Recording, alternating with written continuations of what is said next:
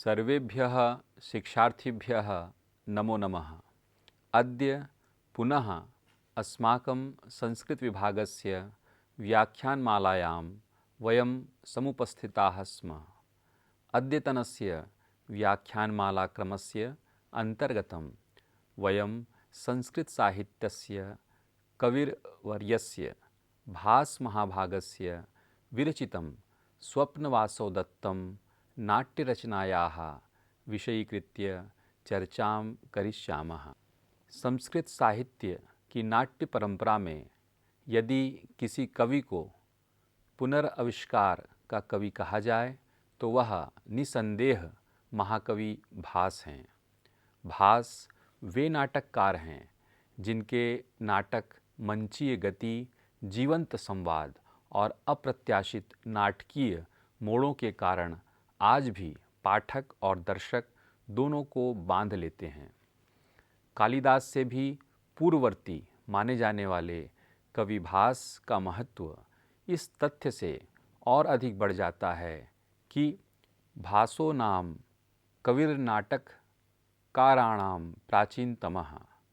भास की नाट्य दृष्टि केवल शास्त्रीय नियमों तक सीमित नहीं रहती, बल्कि वह मानवीय भावनाओं, राजनैतिक विवेक, नारी गरिमा तथा धर्म और कर्तव्य के सूक्ष्म द्वंद्व को मंच पर सजीव कर देती है।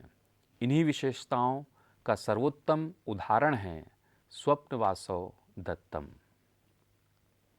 संस्कृत नाट्य परंपरा की चर्चा करते समय जब हम कक्षा में भास का नाम लेते हैं तो स्वाभाविक रूप से छात्रों का ध्यान आकृष्ट हो जाता है, क्योंकि भास उन नाटककारों में हैं जो नियमों से अधिक जीवन को महत्व देते हैं। भास का नाटक शास्त्र से बंधा अवश्य है, पर शास्त्र का भार उस पर कहीं भी बोझ नहीं बनता। यही कारण है कि भास का स्वप्नवासव दत्तम पढ़ते समय हमें यह अनुभव होता है कि हम किसी ग्रंथ का नहीं बल्कि जीवित जीवन का अध्ययन कर रहे हैं। यह नाटक केवल मंची कौशल का उदाहरण नहीं है, बल्कि भारतीय जीवन दृष्टि, नीति, प्रेम और त्याग का सजीव दस्तावेज है। नाट्यशास्त्र में कहा गया है, नाट्यम भिन्न रुचिर लोकः, अर्थात नाटक लोक की विविध रुचियों का दर्पण होता है। भास इस सूत्र को पूर्णतः सार्थक करते हैं। उनके नाटक में राजा भी है, मंत्री भी है, नारी भी है और साधारण मनुष्य की पीड़ा भी है। स्वप्नवासव दत्तम का नाम सुनते ही यह प्रश्न उठता है कि यहाँ स्वप्न किसका है और किसके लिए है। वस्तुतः यह स्वप्न केवल उदयन का नहीं, बल्कि उस प्रेम का है जो त्याग के कारण प्रत्यक्ष नहीं हो पाता। इसलिए कवि संकेत करता है, स्वप्न इवा भाति या नित्यम सैव वासव दत्ता नृपति पत्नी। वासव दत्ता नाटक में कम दिखाई देती है, पर उसकी उपस्थिति हर दृश्य में अनुभूत होती है। इस नाटक की कथा उदयन कथा परंपरा से ली गई है, जिसका उल्लेख वृहत कथा तथा बाद में अनेक ग्रंथों में मिलता है। वत्सराज उदयन उज्जैनी की राजकुमारी वासव दत्ता, मगध की राजकुमारी पद्मावती और महामंत्री योगंधरायण, ये चारों पात्र नाटक के केंद्र में हैं। भास की विशेषता यह है कि वे किसी एक पात्र को उभारने के लिए अन्य पात्रों को छोटा नहीं करते, बल्कि सभी को उनके नैतिक कद के रूप में एक साथ प्रस्तुत करते हैं। अब यदि हम कथा के आरंभ की ओर चलें तो सबसे पहले वासव दत्ता की तथाकथित मृत्यु का समाचार आता है, परंतु यह मृत्यु नहीं है, बल्कि मंत्री योगंधरायण की सुविचारित योजना है। राज्य लक्षणार्थम नीति कदाचित दुख रूपा भवति। यहाँ भास स्पष्ट करते हैं कि राजनीति में कभी कभी निजी दुख भी राष्ट्रहित में स्वीकार करना पड़ता है। यह समाचार जैसे ही राजा उदयन तक पहुँचता है, उनका संपूर्ण व्यक्तित्व शोक में डूब जाता है। कक्षा में हम छात्रों से पूछते हैं, यह शोक क्या केवल प्रेम का है या इसके पीछे कोई गहरी मानवीय संवेदना भी है? उत्तर स्पष्ट है, यह शोक उस प्रेम का है जो जीवन का आधार बन चुका था। भास इस विरह को अत्यंत कोमल शब्दों में व्यक्त करते हैं। निद्रा नायाति नयने वीणा नादम न रोचते स्मृत्यैवासौ दत्तायाः प्राणाः शेषा इव स्थिताः। यह केवल राजा का शोक नहीं, बल्कि मनुष्य की उस अवस्था का चित्र है जहाँ जीवन स्मृतियाँ के सहारे चल रहा होता है। परंतु यहीं पर नाटक एक नया मोड़ लेता है। यह मृत्यु वास्तविक नहीं है, यह महामंत्री योगंधरायण की दूरदर्शी नीति का परिणाम है। नाट्यशास्त्र में मंत्री के गुणों की चर्चा करते हुए कहा गया है, उत्साहवान, बुद्धिमान, नीतिज्ञ, स्मृतिवान, शुचिः। योगंधरायण इन सभी गुणों का सजीव रूप है। यह जानता है कि कभी कभी राज्य की रक्षा के लिए व्यक्तिगत सुख का बलिदान करना पड़ता है। इसी भाव को भास ने नीति वाक्य के रूप में प्रस्तुत किया है। राज्य लक्षणार्थम नीति ही कदाचित दुख रूपा भवति। यह पंक्ति छात्रों को यह समझाने के लिए अत्यंत उपयोगी है कि नीति सदा सरल नहीं होती। राजनीति परिस्थितियाँ राजा उदयन को पद्मावती से विवाह करने के लिए विवश करती हैं। राज्य की राजनीतिक आवश्यकता के कारण उदयन को पद्मावती से विवाह करना पड़ता है। यह विवाह प्रेम का नहीं, बल्कि राजनीतिक संतुलन का परिणाम है। यहाँ भास नारी पात्रों को अत्यंत गरिमा के साथ प्रस्तुत करते हैं। पद्मावती जानती है कि अन्ये हृदय स्थिते नाथे नाहम प्रेम्णः पदम भवेत्।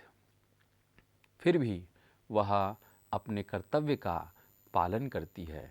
यहाँ मैं विशेष रूप से छात्रों का ध्यान इस बात की ओर आकर्षित करना चाहता हूँ कि यह विवाह प्रेम विवाह नहीं है, यह कर्तव्य विवाह है। काव्यशास्त्र में कहा गया है, कर्तव्यम धर्म संचितम। उदयन अपने हृदय की पीड़ा जानते हुए भी राज्य धर्म का पालन करते हैं। पद्मावती का चरित्र यहाँ और भी अधिक उदात्त हो उठता है। वह यह जानकर भी कि उदयन का हृदय किसी और में स्थित है, किसी प्रकार का द्वेष प्रकट नहीं करती। अन्ये हृदय स्थिते नाथे नाहम प्रेम्णः पदम भवेत्। यह पंक्ति नारी चरित्र की महानता को अत्यंत सरल ढंग से स्पष्ट करती है। अब हम वासवदत्ता के चरित्र पर आते हैं, जो इस नाटक की आत्मा है। वासवदत्ता जीवित है, परंतु वह तपस्विनी का वेश धारण कर अपने ही अस्तित्व को छुपा लेती है। वह पद्मावती के अंतःपुर में रहकर उसकी सेवा करती है। कक्षा में यह दृश्य पढ़ाते समय प्रायः एक मौन छा जाता है, क्योंकि यह त्याग सामान्य नहीं है। भास स्वयं मानो कहते हैं, नारीणाम त्याग एव भूषणम न तो केवलम रूपलावण्यम। यहाँ नारी सौंदर्य की परिभाषा बदल जाती है। सौंदर्य अब रूप में नहीं, बल्कि त्याग में है। नाटक का सर्वाधिक प्रसिद्ध और मार्मिक प्रसंग वह है जहाँ राजा उदयन स्वप्न में वासवदत्ता का दर्शन करते हैं। नाट्यशास्त्र में स्वप्न दृश्य को अंतःकरण की अभिव्यक्ति माना गया है। उदयन के लिए यह स्वप्न सुख भी है और पीड़ा भी। स्वप्ने दृष्टा मया देवी वासवदत्ता मनोहराः जाग्रतो अपि हृदये नित्यम सैव तिष्ठति दुःखदा। यहाँ भास यह दिखाते हैं कि प्रेम केवल उपस्थिति का नाम नहीं है, वह अनुपस्थिति में भी उतना ही सशक्त रहता है। इस नाटक में नारी पात्रों की चर्चा करते समय यह कहना अनुचित नहीं होगा कि भास अपने समय से बहुत आगे के नाटककार हैं।